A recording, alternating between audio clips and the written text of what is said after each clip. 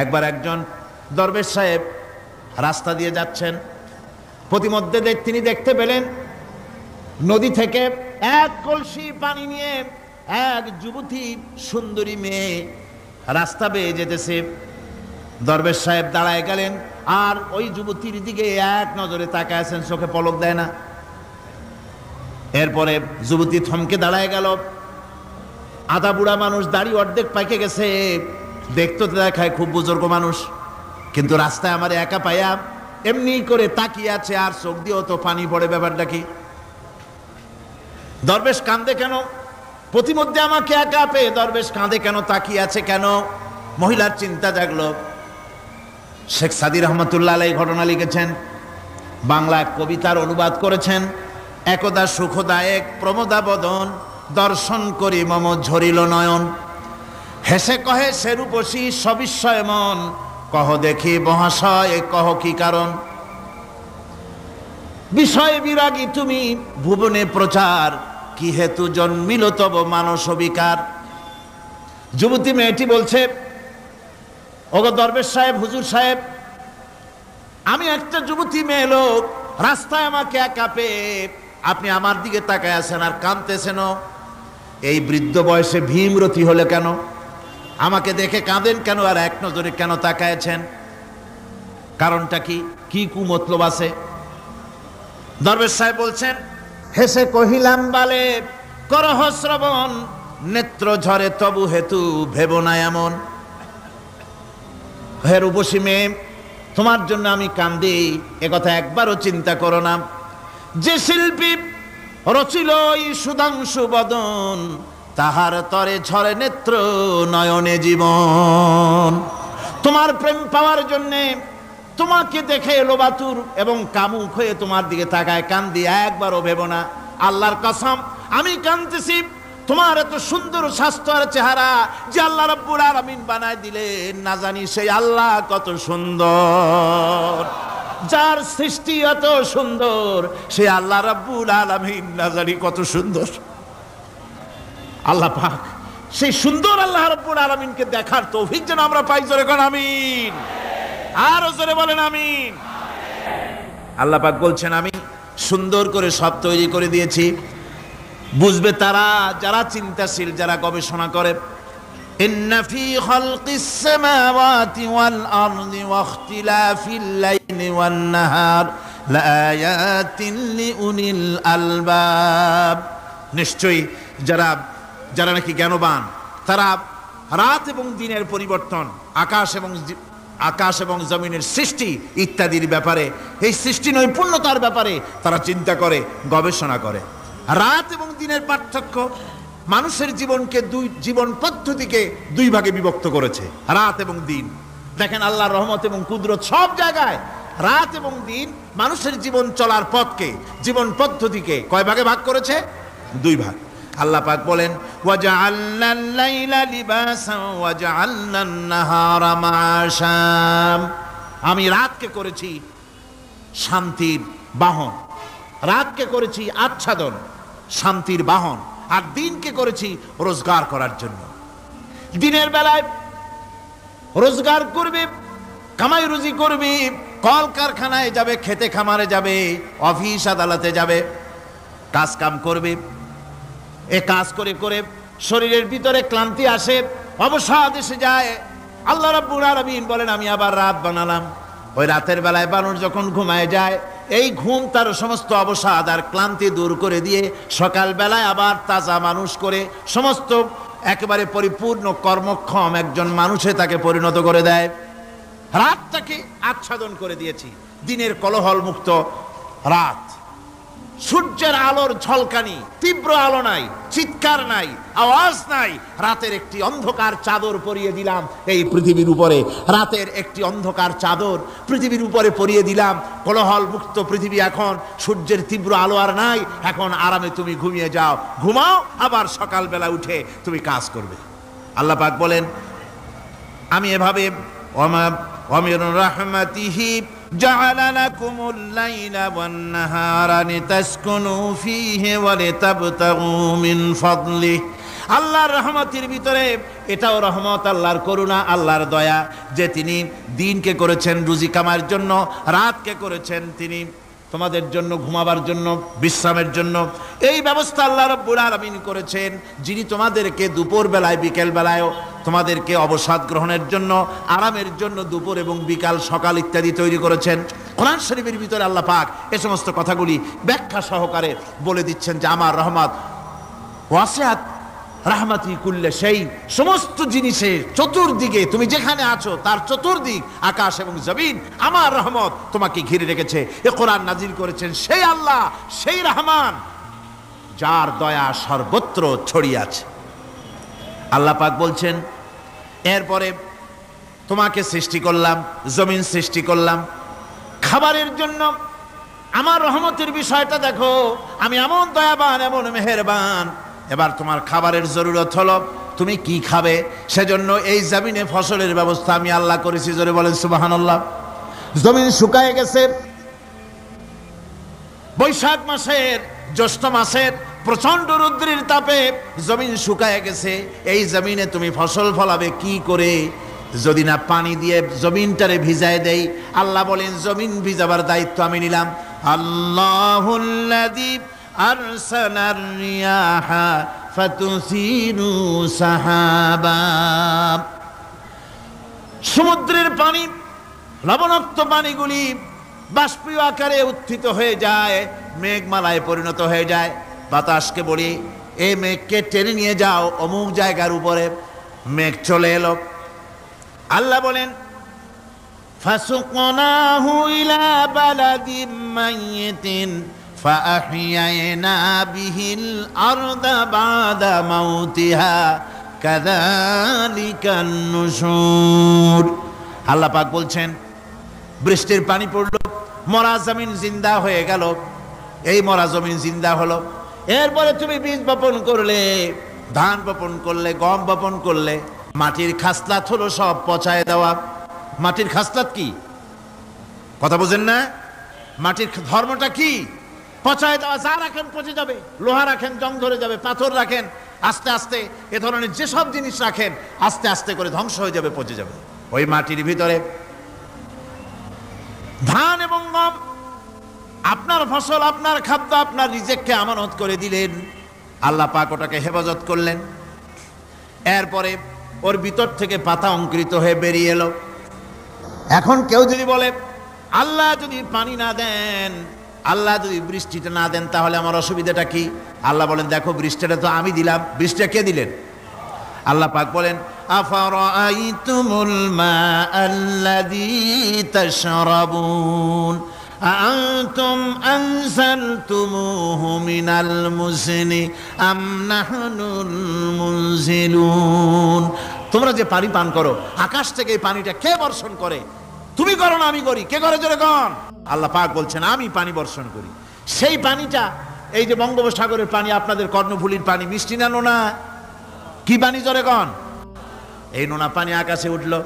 আল্লাহ পাক বলেন, ইচ্ছে যদি করতাম, লাউ নাশাউ জাআলনাহু জাজান ফালাউলা তাশকুরুন।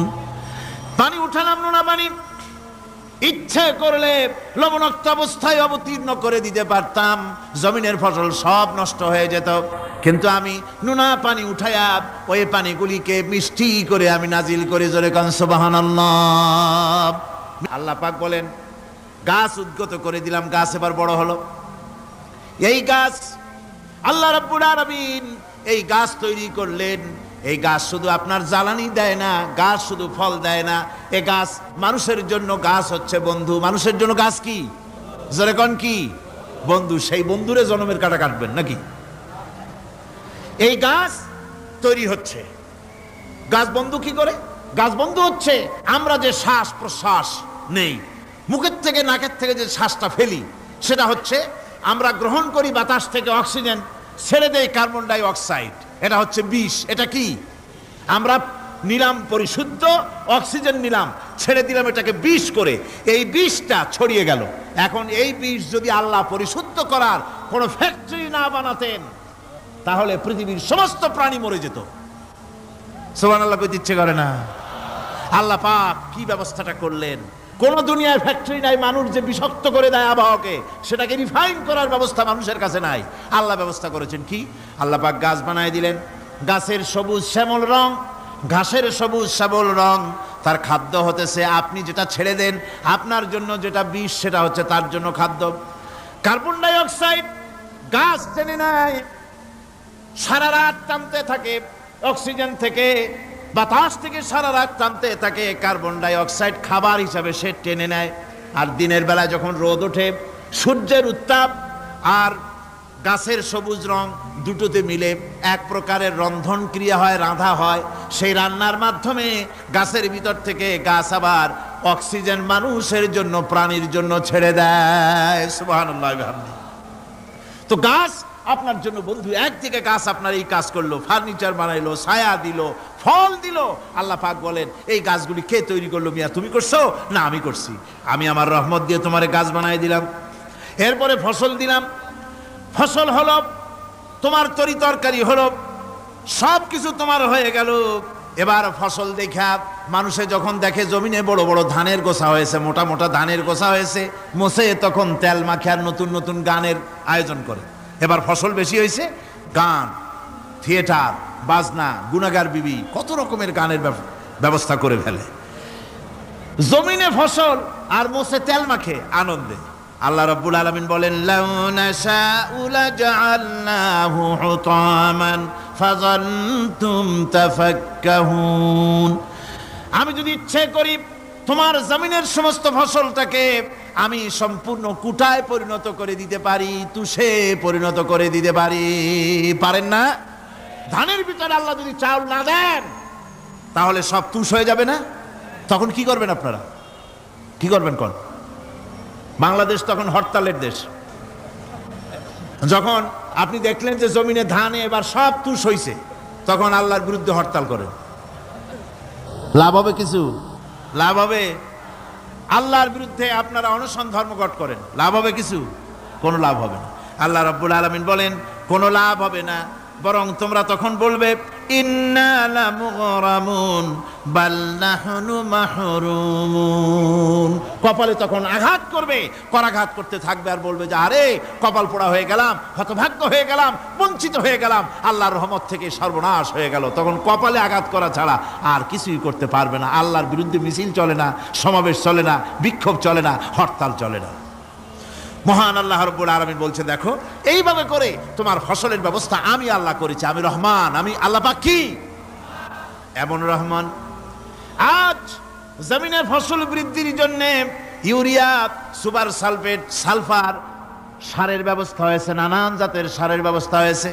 যখন এই সার মানুষ তৈরি করতে শেখে নাই, আবহমান কাল থেকে এই জমিনের জন্য সারের ব্যবস্থা কে করেছেন? জোরে কোন? আল্লাহ পাক বলেন আমিন আয়াতিহি আইয়ুরিকুমুল বারকা খাউফান ওয়া তামাম।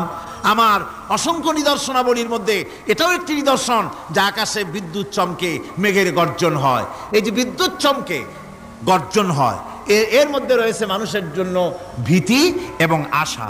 তারা ভয় পায় আর এর মধ্যে আশাও রয়েছে। আশাটা কি? আশা হচ্ছে এই যে বিদ্যুৎ যে বছর যত বেশি চমকায় মেঘে, সে বছর জমিনে ফসল তত বেশি বাড়ে। কৃষিবিদরা বলেছেন বিদ্যুৎ যত বেশি চমকায় জমিনের ফসল তত বেশি বাড়ে। সুবহানাল্লাহ বিহামদিহি। এর একটা সিস্টেম আছে, সেই সিস্টেম অনুযায়ী আল্লাহ জমিনে ফসল বাড়ায় দিলেন। আল্লাহ ফসল দিলেন। এবার আপনার আল্লাহ পাক বলছেন দেখো ফসল দিলাম, ধান হলো, চাউল হলো, মাছ হলো, গোশ হলো, সব হয়ে গেছে, এখন তুমি খাবে। রান্না বান্না হয়ে গেল, রহমত আমার দেখো, আমার রহমতটা দেখো। এ কোরআন শিখাইছেন সেই আল্লাহ রাব্বুল আলামিন যার নাম রহমান। জোরে বলেন তার নাম কি? রহমান। চাউল হয়ে গেছে, চাউল তো শুধু ভর্তা বানায় খাওয়া যাবে না, ভাত হয়েছে, আটা দিয়া রুটি তৈরি হয়েছে, কি দিয়া খাবেন? আল্লাহ রাব্বুল আলামিন আপনার পুকুরের ভিতরে মাছ দিয়া দিলেন, জন্তু জানোয়ার দিলেন, চার পায়া জানোয়ারের গোশত হালাল করে দিলেন, পাখির মাংস আল্লাহ রাব্বুল আলামিন হালাল করে দিলেন। এখন মাছ হলো, গোশ হলো, মাছ আর গোশ সিদ্ধ করে খাওয়া যাবে? জোরে বলেন যাবে? যাবে না। তার গন্ধ নষ্ট করতে হবে আর সুঘ্রাণ সৃষ্টি করতে হবে। এই গন্ধ নষ্ট করে সুঘ্রাণ সৃষ্টি করার জন্য লবঙ্গ তৈরি করলেন কে? কথা কন না কেন? এলাচি কার? দারচিনি কার, লবণ কার, মরিচ কার, হলুদ কার, পেঁয়াজ কার? সুবহানাল্লাহ বিহামদিহি। এত নিয়ামত আল্লাহ রাব্বুল আলামিন বলেন, ওয়া ইন তাউদ্দু নি'মাতাল্লাহি লা তুহসুহা। আমার নিয়ামত গণনা করে করে আমার নিয়ামত গুণে শেষ করতে পারবে না, এত নিয়ামত আমি দান করেছি। এরপরে তরি তরকারি হলো, মাছ গোশ খেতে খেতে অস্থির হয়ে যাবে, তারপরে তরি তরকারি দিলাম, শাক সবজি দিলাম, সব কিছু আমি আল্লাহ রাব্বুল আলামিন দিয়েছি। আমার নাম রহমান, তোমার সমস্ত প্রয়োজন আমি দিয়েছি, মিটাই দিয়েছি। এবার তরি তরকারি হলো, আর মানুষ তরি তরকারি খাইলো, আল্লাহ শুকর আদায় করলো না। শুকর আদায় করে না। এত সুন্দর মজার কদু, সেই কদু খায়, আর কদু খাইয়া মোসে তাও মারে, আর বলে স্বাদের লাউ বানাইলো বৈরাগী। আল্লাহ শুকর আদায় করে, আল্লাহর নিয়ামতের শুকরিয়া আদায় করে না। পৃথিবীর বুকে এমন কোন বিচরণশীল জীব নাই যে জীবের রিস্কের দায়িত্ব আমি আল্লাহ গ্রহণ করি নাই। সমস্ত রিস্কের দায়িত্ব কে নিয়েছেন? চিল্লায় কোন? আল্লাহ সুবহানাহু ওয়া তাআলা। আচ্ছা, আপনি কোন তো দেখি, একজন জমিদার, একজন বড় লোক, চৌধুরী, খুব বড় লোক, তার বাড়িতে 20 জন লোক গেছে রাতের বেলায়। 20 জন লোক গিয়ে মেহমান হইল। মেহমান হইয়া তারা বলতেছে, সাহেব আমরা তো মেহমান, আমি এক একজন এক এক রকমের খাবার চাইলো। একজনে বললো আমি হরিণ খাবো, আর একজনে কয় আমি মুরগি খাবো, আর একজনে বললো আমি খরগোশ খাবো, আর একজনে বললো আমি হাতি খাবো, আর একজনে বললো আমি ছাগল খাবো। 20 জন মানুষে 20 রকমের খাবার চাইলো। একজনে কয় বোয়াল মাছ খাবো, আর একজনে কয় রুই মাছ খাবো। 20 জনে 20 রকমের খাবার দাবি করলো। বলেন জমিদার তো বাড়ির ধারে, জমিদারের বাপ, সেও কি পারবে 20 জনকে 20 রকমের খাবার পরিবেশন করতে? কোন প্রস্তুতি ছাড়া পারবে? কোন প্রস্তুতি ছাড়া জমিদার হোক, রাজা বাদশাহ হোক, 20 জন মানুষের খাবার 20 রকমের দিতে পারে না। আর আল্লাহ এমন রহমান, এই পৃথিবীর লক্ষ কোটি কোটি জাতির প্রাণীকে কোটি কোটি রকমের খাবার আল্লাহ রাব্বুল আলামিন পরিবেশন করতেছেন। সাপের খাবার একরকম, ব্যাঙের খাবার আর এক রকম। ব্যাঙে যা খায় সাপে তা খায় না, সাপে যা খায় ব্যাঙে তা খায় না। হাতির খাবার, গন্ডারের খাবার, ভল্লুকের খাবার, বাঘের খাবার, সিংহের খাবার, মানুষের খাবার, ছাগলের খাবার, মুরগির খাবার, মশার খাবার, সারপোকার খাবার, সমস্ত খাবার ভিন্ন ভিন্ন। আবার সমস্ত খাবারের মজা আল্লাহ রাব্বুল আলামিন আলাদা আলাদা করে দিয়েছেন। এমন রহমান, আপনার পেট ভরবেন শুধু স্বাস্থ্য বানাবার জন্য, পেট ভরে খাওয়া দরকারটা ছিল। আল্লাহ পাক দেখলেন যে না, শুধু পেট ভরলে তো এরকম খাইতে চাইবে না, তাই আল্লাহ রাব্বুল আলামিন জিহ্বা দিয়ে দিলেন যাতে করে মজা লাগে আর খায়। সব রকমের মজা, এক এক গোশতে, এক এক মাছে, এক এক তরকারিতে এক এক রকম মজা। না সব রকম মজা, সব একরকম মজা, ভিন্ন ভিন্ন রকমের মজা। আল্লাহ পাক বলেন আমি রহমান, দেখো আমি কিভাবে খাওয়াই। ওয়া কাইয়্যিম মিন দাব্বাতিন লা তাহমিলু রিজকুহা আল্লাহু ইয়ারযুকুহা ওয়া ইয়্যাকুম। এই পৃথিবীতে এমন অনেক বিচরণশীল জীব আছে, যে প্রাণীরা নিজের জন্য কোনো সঞ্চয় করে না, সঞ্চয় করে শুধুমাত্র পৃথিবীর মানুষ। আর পিঁপড়ায় কিছু সঞ্চয় করে। অন্যান্য বহু প্রাণী আছে যাদের কোনো সঞ্চয় নাই। কি বলেন, পাতিশিয়ালের কোনো ব্যাংকে অ্যাকাউন্ট আছে নাকি? না। শীতের মৌসুমে পাতিশিয়াল আইসা ব্যাংকের ম্যানেজারকে বলে না যে কয়েকটা মুরগি আনছি, আমার নামে একটা অ্যাকাউন্ট ওপেন করেন, বৃষ্টির সময় আমি যেন ওগুলো উঠাইয়া পাইকারি দরে খাইতে পারি। ওর কোনো খাবার নাই, সঞ্চয় নাই। এ ধরনের পাখির সঞ্চয় নাই, পশুর সঞ্চয় নাই। মহান আল্লাহ রাব্বুল আলামিন তিনি বলছেন, সকাল বেলায় পাখি তার বাসা দিয়া ক্ষুধার্ত পেট নিয়ে পাখিগুলি উড়ে চলে যায়। সাপ তার গর্ত থেকে বের হয় খালি পেটে, পাতি শৃগল খালি পেট নিয়ে গর্ত থেকে বেরিয়ে যায়। তিমির মতো অত বড় প্রকাণ্ড প্রাণী, হাতির মতো প্রকাণ্ড প্রাণী, গরিলা, শিম্পাঞ্জি, ওরাংওটাং, পিঁপড়া থেকে শুরু করে নিয়ে প্রকাণ্ড তিমি পর্যন্ত সমস্ত প্রাণীগুলি সকালবেলায় খালি পেটে বেরিয়ে যায়। সারাদিন ঘোরাঘুরির পর আল্লাহ সুবহানাহু ওয়া তাআলা বলেন, সন্ধ্যাবেলায় সমস্ত প্রাণীর পেটগুলি ভরে আমি আল্লাহ তাদের বাসায় ফিরাইয়া দেই। আমি রহমান, এভাবে করে আমি আল্লাহ রাব্বুল আলামিন খাবারের বন্দোবস্ত করি, পড়ার বন্দোবস্ত করি, থাকার ব্যবস্থা করি। ইয়া আইয়ুহান নাসু যকুরু নি'মাতাল্লাহি আলাইকুম হাল মিন খালিকিন গায়রুল্লাহ ইয়ারযুকুকুম মিনাস সামাই ওয়াল আরদ। ও পৃথিবীর মানুষেরা, ওই আল্লাহর স্মরণ করো, আল্লাহর নিয়ামতের শুকরিয়া আদায় করো যে আল্লাহ তোমাকে আকাশ থেকে জমিন থেকে রিজিক দেন। ওই আল্লাহ ছাড়া আছে কি কেউ যে তোমাকে আকাশ থেকে রিজিক দেয়, জমিন থেকে রিজিক দেয়? লা ইলাহা ইল্লা হুয়া ফাআন্না তুফাকুন। ওই আল্লাহ ছাড়া কোনো ইলাহা নাই, কেন তোমরা বিভ্রান্ত হও? সেই আল্লাহর দিকে ফিরে আসো। আল্লাহ পাক বলছেন মুমিনকে উদখুলু ফিস সিলমে কাফ, 16 আনা দাখিল হও। আমাকে যখন মেনেছো, আমার সামনে মাথা নত করে দাও। কারো কাছে কিছু চাইও না, চাইবা কার কাছে? চিল্লায় বল, আল্লাহর কাছে চাও। তিনি কি তোমাকে দিতে অক্ষম? বলেন, তিনি কি অক্ষম?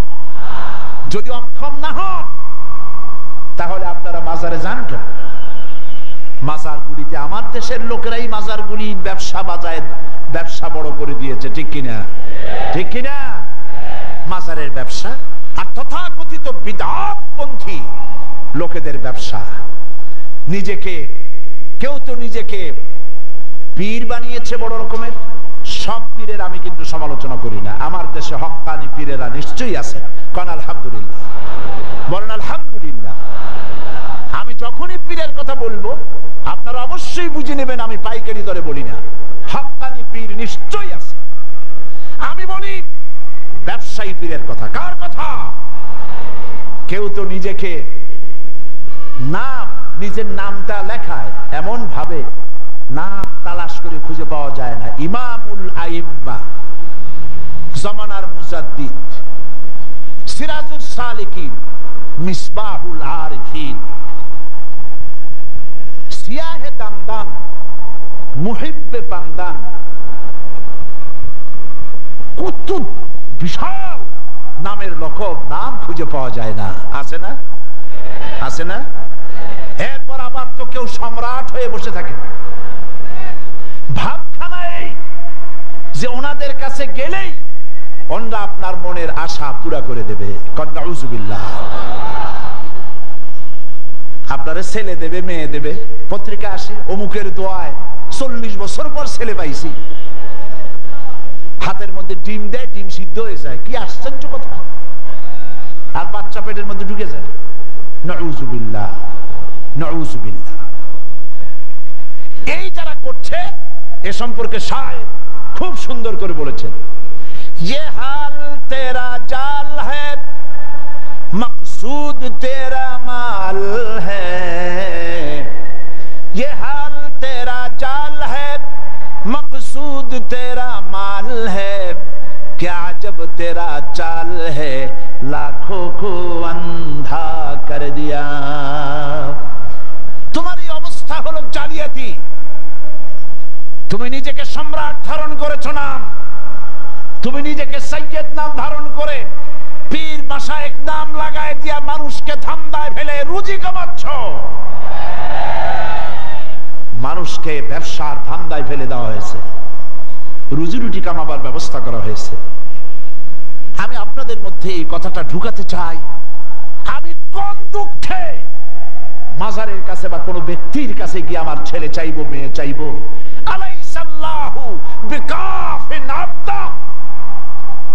আমার আল্লাহ বলছেন, কে বলছেন? কে বলছেন? আলাইসাল্লাহু বিকাফিন আবদা। আমি কি আমার বান্দার জন্য যথেষ্ট নই? জবাব দিতে কিন্তু আপনারা পারেন নাই। প্রশ্নটা কার? প্রশ্নটা কার? আবার শুনুন আর মুমিনের মতো জবাব দিবেন। আলাইসাল্লাহু বিকাফিন আবদা। আমি কি আমার বান্দার জন্য যথেষ্ট নই?